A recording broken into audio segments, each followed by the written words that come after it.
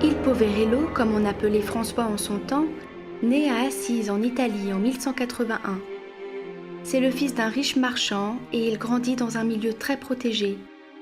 Il vit une jeunesse dorée entre fêtes et voyages dans une insouciance joyeuse. Comme beaucoup de jeunes de son époque, il s'engage dans l'armée. Après une défaite, il est fait prisonnier et tombe malade.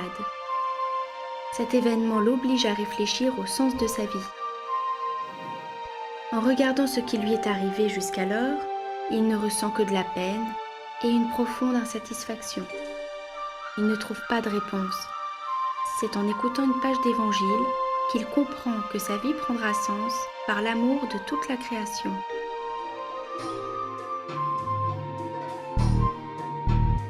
Il change alors radicalement de vie. Il décide de tout quitter de sa vie luxueuse pour épouser Dame Pauvreté.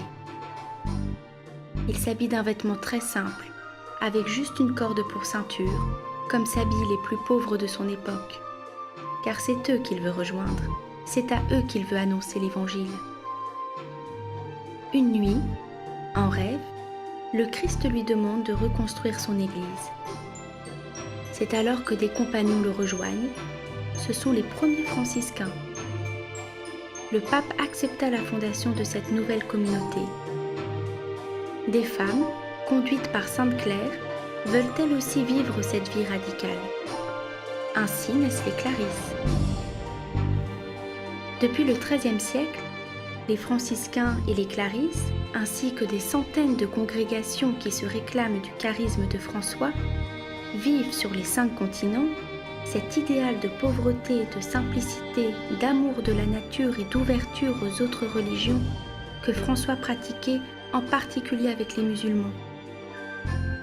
François a laissé l'une des plus belles prières de l'Église, le Cantique de Frère Soleil.